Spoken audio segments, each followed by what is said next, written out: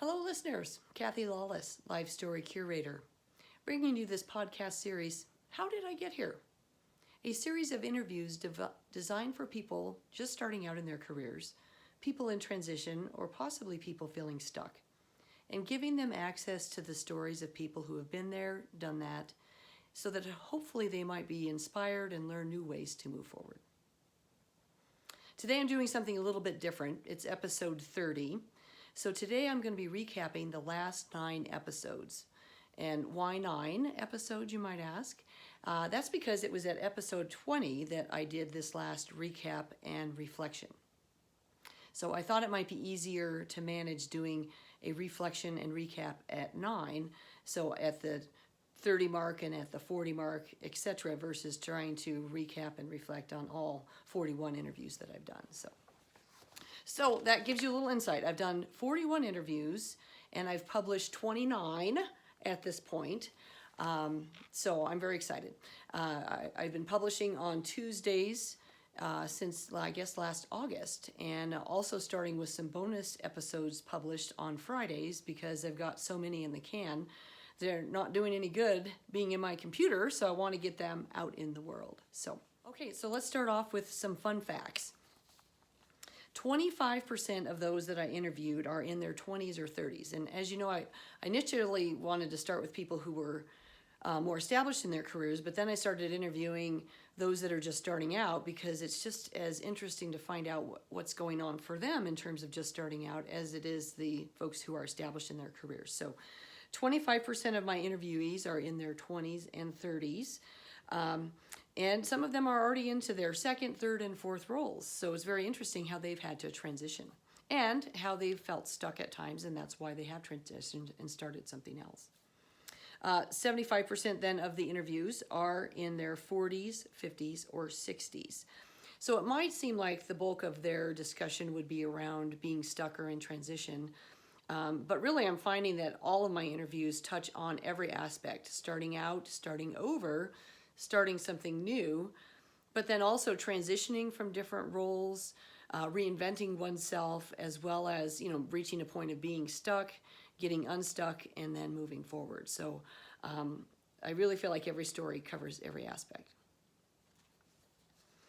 Kind of a fun, interesting fact, I ask in the icebreaker about birth order and how that shapes you, how many siblings, where you are in the birth order, how that influences you as a person.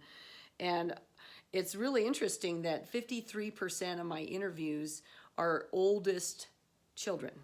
And I didn't pick that. It's just that's kind of who's in my network and who I've asked to do this. 53% are the oldest, 28% are the youngest, and 15% are in the middle. And I only had one only child. Unless you count that many of the oldest talk about that they were an only child for about that first 5 or 6 years, so they have some of those tendencies as well. When we talk about the stereotypes of the birth order, the firstborn stereotype is their natural leader, ambitious, responsible. The middle stereotype, social butterfly, peacekeeper, fairness. Youngest stereotype, free spirit, risk taker, charming. I do think that fits with the personality traits of those that I interviewed. I think I may have mentioned this in the episode 20, but only 5 out of the 41, I don't think it was 5 at that time, but might have been 4. Only 5 out of the 41 knew what they wanted to be when they grew up and then actually went and did it. The rest of the folks found, just kind of gravitated and figured it out as they went along. What were they good at in high school? That kind of led them to something that they wanted to pursue in college. What really guided them in college? What was the first job then, second job, etc. So figuring out is definitely a theme. And I would say zigging and zagging and being curious, another theme. Some of the cool stuff that people are up to, eradicating poverty, training an army of women to be ready to sit on corporate boards, and cultivating a global community of citizen astronauts. And that's just to name a few. Okay, so let's get into the story. So I thought what I'd do is recap a little bit about the story, who the person is, their current role, and a little bit about their story, and then also highlight their aha moments, words of wisdom, etc., so that we can, again, kind of learn from that. And then I also thought it would be beneficial to ask a couple questions at the end of each recap, or each person's recap, to see if that might then prompt more learning and growth and inspiration. Don't know if it's going to work, but we're going to give it a shot. Okay, so I'm starting with episode 21, Michelle Ashby, corporate director and entrepreneur. And hers is a great story for those, who are just starting out. Even though she's very experienced in her career, her starting out story is very interesting. Because once she made the decision to become a stockbroker, so she had some other jobs before that, but she really started looking at what did she want as a career. She came with that, she figured out she wanted to be a stockbroker. And once she made that decision, then once she became a stockbroker, then once she's in it, what she did next, I think, is really interesting. She gravitated toward the gold bugs. These are the investors who invested in gold. And she gravitated toward them because they were good people. She liked their values, and she was just drawn to them. And so then when she started kind of spending more time with these people, she wanted to be adding value. So she decided she needed to become an expert in the gold and the mining industry, which she did in a very short time. So she would find, if they had questions, she would actually call CEOs who were in the mining industry or in the gold industry and ask them the questions of her investors so that she could answer their questions. So as she's then developing this expertise, she becomes known as an expert in the field, and then she starts bringing leaders in the field together to create solutions of different problems that were happening in the industry. Which, by the way, bringing leaders together to create solutions is one of Michelle's superpowers. She's done that. She did that early on in her career, and then did it again and again, and probably a handful of times in her career. So I think one of the key points to take away from Michelle's interview is this notion of becoming an expert in your field. And and not just in an entire field. You might just be an expert in a particular area. But that's the questions that I'm going to pose next are you an expert in any particular area within your organization or your industry? And are you known for that? Can you be known for that? Do you need to step out in a more powerful way, putting yourself out as that expert so that people will be coming to you for that information? This can really help your career and move you forward in that area of expertise. And by the way, if you don't know your areas of expertise, maybe start paying attention to them. Start paying attention to when people say, oh man, you're the one I go to for this. Or whenever I have a question, you're the one that I want to find out the information from. You're the one with the most credible answer that I wanted to have information from. So look for those things and pay attention to those things that people are saying about you. But also, if you're starting out and you're not sure where you might want to be an expert, maybe start looking for different areas within your company or different problems that need to be solved. That might be an area that you can dive into. Okay, let's move on to episode 22, Shane Bauman. He's the president of two companies, Rise and Prosper Bridge. And his is a story about taking risks, trusting yourself, trusting your faith, and trusting your values. Some of his words of wisdom: never stop taking risks. Risks help you learn and grow, and don't be afraid to make mistakes. Many times that's why people don't take risks, right? Is because they're afraid to make a mistake. More words of wisdom from Shane: you have to have good people around you. Be willing to admit when you're wrong, possess an element of humility, and be coachable. And Shane didn't say this, but I know this about him, but when he talks about you have to surround yourself with good people, you also have to be a good person. And oh, by the way, good people like to be around good people, so it's not a stretch to surround yourself with good people when you are a good person. Shane's definitely a good person. Some questions you could ask yourself here would be, what risks have you taken in your career and your life? And how did they work out? I mean, really dive into those things and understand. You might think that you're maybe not a risk taker, but maybe you're more of a risk taker than you know. And you've really mastered that, and it's just part of who you are, but you're a bigger risk taker than you might be aware of. I once had a boss who said when she was making decisions about career choices, she would pick the career that scared her, or the decision or the role that scared her the most, because she knew that was going to be the one that gave her the most growth and helped her stretch. So sometimes look at that little gut or pay attention to that gut feeling and see which one scares you the most. That might be the way to go. Episode 23, Denise Lee, founder and CEO of Prosper Consulting, LLC. And hers is a story about resiliency and being unshakable. She's had some pretty tragic experiences that when she got through them and she was able to look back, she realized they really helped her solidify her priorities and her values in life. And it helped her also get clearer on what she wanted to create in the world, which is now a consulting business that she's in.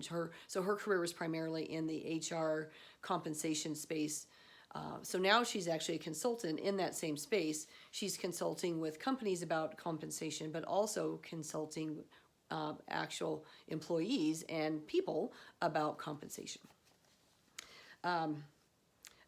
A big part of what she does, and she's a fellow storyteller, so I could relate to that, she's helping her clients tell their stories about how they create value. Because sometimes it's hard to just sit back and say, well, how do I create value? So she does that in a very unique way. So it's about storytelling. And so it's about finding a way that you can create value and then get paid for it. So she wants you to have a life where you're aligned with their values, but also a life on purpose. And by the way, Denise offers a free exercise called Your Ideal Day. And she uses going through, visioning out your ideal day to really come down, really identify what your values are. If you're interested in taking advantage of this free offer, you can find her on prosperconsultingllc.com. You can reach out to her there. Or if you want to reach out to me, I'll get you to her as well. And you can find me on lifestorycurator.com. So some questions you could ask yourself here are you clear about your values? Do your values align with your organization's values? Or might that be the discomfort that you're feeling at times at your company? When you hear her story and then another story by Kent Frasier that comes up in episode, I think 26 or 27, many times, you might feel that discomfort, and that comfort's not about being stuck or your career. It might be about, are your values aligned? And that might be a clue that something needs to change for you. Okay, episode 24, Sarah Hendrix. Sarah is the Director of Community Relations and Marketing at Denver's Union Station. Hers is a wonderful story about getting started. She experiences a handful of internships, half dozen even. So she's all about getting your hands dirty, rolling up your sleeves, and jumping in there and really finding out what the role is before you accept a more long-term role. So hers is a story about getting started, but also reaching a point where she was feeling stuck and then getting unstuck. So it crosses the whole board there. So she describes how she figured out what works for her and what doesn't. And she's not afraid to admit now that she needs structure in her work. She was in a startup and that wasn't working for her. And she figured out now in her new role how structure really is important to her and how she thrives in a structured environment. So questions for you if you're feeling stuck is, what's making you unhappy in your current situation? And I would encourage you to actually write down or talk to someone about what's making you unhappy. And I would say try to identify 10 different things that are keeping you either in your situation, which basically are keeping you stuck. But I suggest 10 things because you really need to go deeper than the first 1, 2, or 3 things. You need to just keep thinking about it and brainstorming it. And by the way, by writing it down or telling someone else, it really becomes more real, and then you can figure out, well, it's really not that real, and you can get it out of your head and you can dispose of that particular item. Some of the things that Sarah found were keeping her stuck were that she had made a commitment for a particular time frame with this organization, or she felt she needed to accomplish a certain thing. So she felt like if she didn't accomplish that thing or stay and honor her word, that she would be a failure, and that didn't feel right to her. But really, it wasn't a fit for her. She was feeling like she should want to be part of a startup, and that's what we do a lot of times, is we feel like we should want to be in this role, or I should be excelling in this role, or I should want the next level up. You might feel like you're going to let someone down. Maybe a boss, a colleague, or a family member if you decide to leave because it's not a fit. Or you might be thinking, I need the money. There's a big payout if I stay. There's either a bonus if I stay to the end of the year. There's a payout if the company gets bought, et cetera, et cetera. So these might be all the circumstances that are causing you to stay in a situation, which may also be causing you to feel stuck. Episode 25, Kim Carver, President and CEO of the Leading Network and advisor to the Human Advantage. Hers is a story about starting out, starting big things, and reinventing yourself. She's got some really fun stories about moving to Hong Kong, to Australia, then back to China. Man, she was all over the world. But one of the words of wisdoms that I wanted to share and highlight is something we can all learn from, and that is that she has a daily exercise that she goes through to deal with that critic in her head. And specifically at this time when she was reinventing herself and having more time on her hands, that critic has gotten a bit louder. I can relate because the same thing happened to me when I moved out of corporate and the hustle and bustle of all of that, and then you move into this entrepreneurial space, you have more time on your hands, and that critic can go a little crazy. Anyway, so she hits the critic head on every morning. So in the morning she gets up and she journals what is the critic saying? What are the thoughts that are going through? And then she can take those thoughts, and because she's written them down, she can really look at that, are these real? And many of them are not. So she can then discard them, throw them away, crumple them up, get rid of them, and then she can really start with, well, what is real? What do I want to create for the day? So it's a great exercise about reprogramming because, we are not our thoughts. We are not that critic in our head.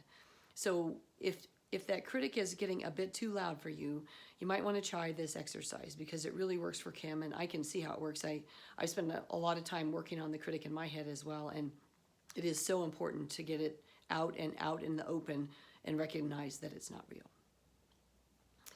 By the way, if you have an exercise that you use to deal with that critic in your head, would love to hear it. So please go to my website, lifestorycurator.com. If you go to the blog section and under Kim's interview, why don't you just post a question or a comment there? Share with us what works for you, because if it's working for you, it can work for some others as well. Okay, on to episode 26, Rob Ham. He's the principal and owner of Rob Ham Marketing Communications. A story about connecting with people. As an actor, as a writer, then on to being a receptionist, in business development roles, and then as a leader. And I can tell you one of Rob's strengths is woo, called winning others over. And I don't know that, when you think of winning, sometimes you think of, well, then someone else loses, but that's not what woo is all about at all. Woo is about connecting with people, and Rob definitely connects with people. And I think the message I wanted to pull from his interview is that, and it's a very simple one, but it's one that we can lose sight of very easily. So his message is, love yourself, love others, know that you're not alone ever, and be productive in this world. And if we all follow those words of wisdom, I think our lives and our job satisfaction would be so much higher. But it's easy to lose sight of that because it is such a simple concept and we think we should be doing more. So sometimes if you're feeling stuck, it's because we're shoulding on ourselves. I should be doing more. I should want to be promoted, right? What should my next move be? I should have done, or I should have said X and X. So if you find that you're shoulding on yourself, you really have to reframe those thoughts. Shoulding doesn't do you any benefit at all. And so if you can reframe your thoughts to what I want to do next is XXX because of XX and X, that's different than saying, oh, I should want that, right? It's what do I want? So really thinking about what you want, not what you think you should want or what others might expect from you. And sometimes you need to just say, I'm exactly where I need to be. Okay, episode 27, Kent Frasier. I referenced him a little earlier. He is a chief evolutionary officer. His is a journey guided by integrity, learning and growing through transitions. He's had a number of transitions in his career. And his latest endeavor is helping other people through career transitions. One of the things he talks about is, careers and your job, make up like 80% of your time. You spend more time at work than you do at home and with your family. So it's important to be aligned with your values and your integrity wherever you're working.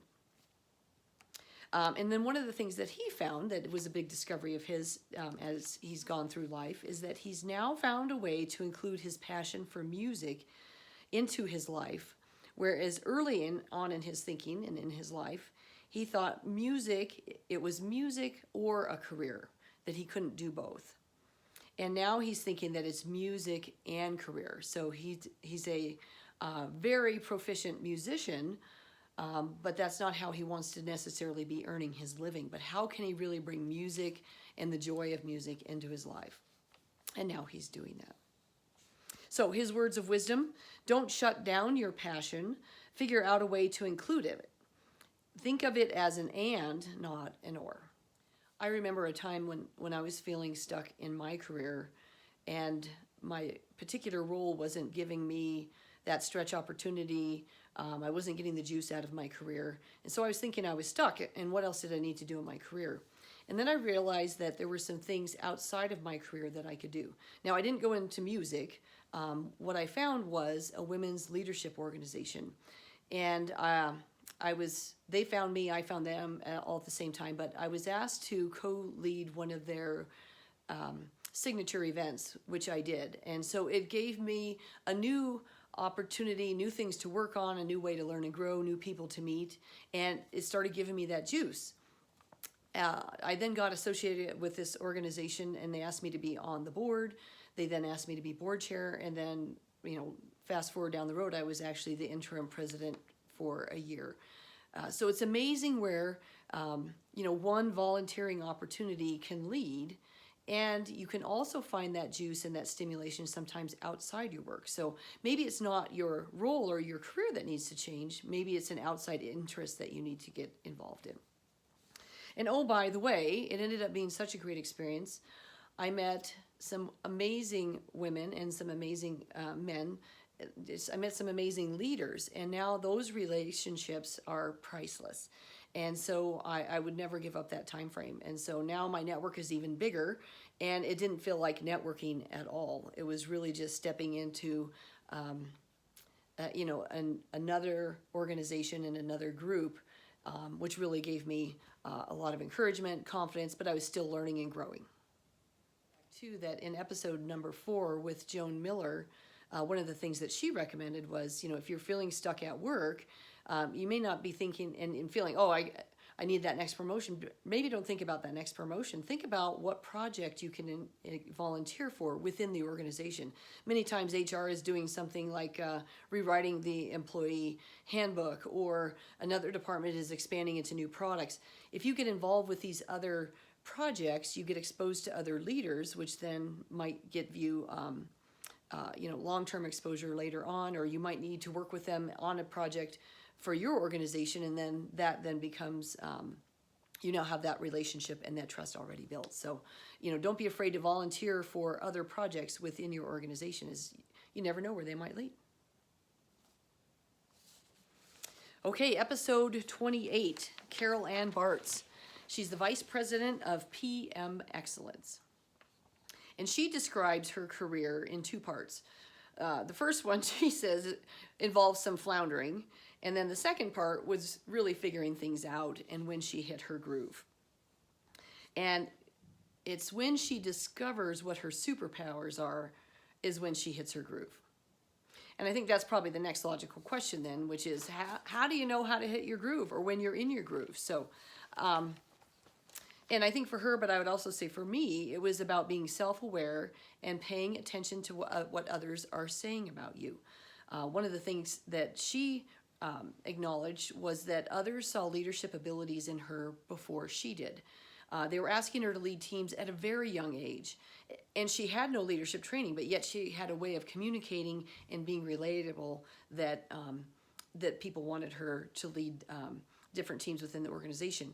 And then she paid attention to what the people said who reported to her, which was, I would report to you wherever you go. So if you move in the organization, I'd like to go with you. If you move outside the organization, I would like to go with you.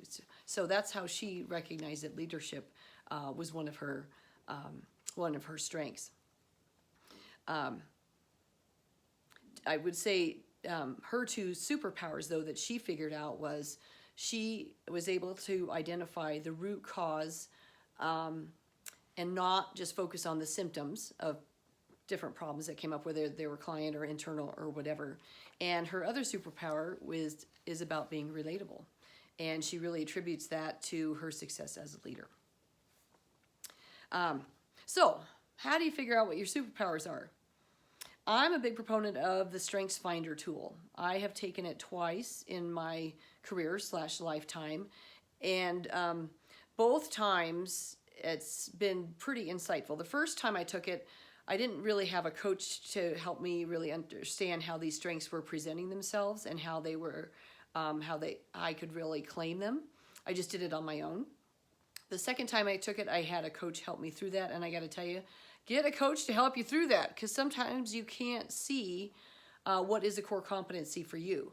And the Strengths Finder tool is very simple to use. You can go out, you can do it online. I think it's like $15 or maybe $20, and it gives you your strengths right away. So you take this assessment, and it comes back with your strengths, and it tells you a lot about the strengths and how they show up for you.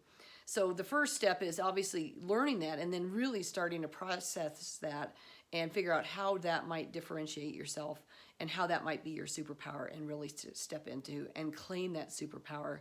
And then those are the types of roles, those are the types of projects that you want to get involved in, is where you can demonstrate your superpower, your strength, because it's going to be super easy for you, and you're going to be in flow, and you're going to be highly productive, and you're going to be in the zone.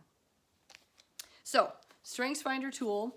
The other piece I would recommend, if you can't afford a coach at this point, read the book Strengths Finders for Leaders.